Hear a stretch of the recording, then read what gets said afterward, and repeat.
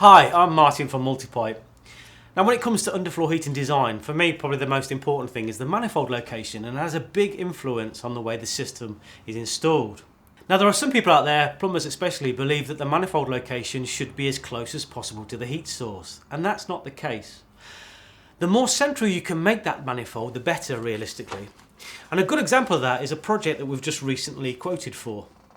Now the original installer wanted the manifold next to the boiler, in the far corner of the house. Now this would have meant all the pipework had to leave that particular manifold, flow through different zones to get into the rooms that it required. The result of that would have meant that certain zones would have been difficult to control.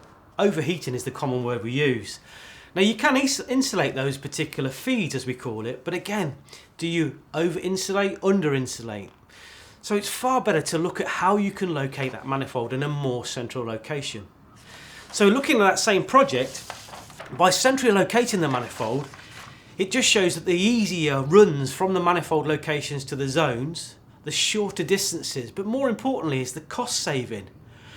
There are shorter runs, so there are less loops on the manifold, so you can reduce the manifold size. There's one extra actuator that's no longer required, but also the volume of pipe is also saved. So it can be tens or even hundreds of pounds can be saved on a design just by putting that manifold in the right location. Don't forget, if you do have to move that manifold to an alternative location away from the heat source, you can actually take your primary feeds to feed that manifold under the insulation. A great use for MLC. Anyway, thanks for watching. Don't forget to like and subscribe. See you again. Thanks.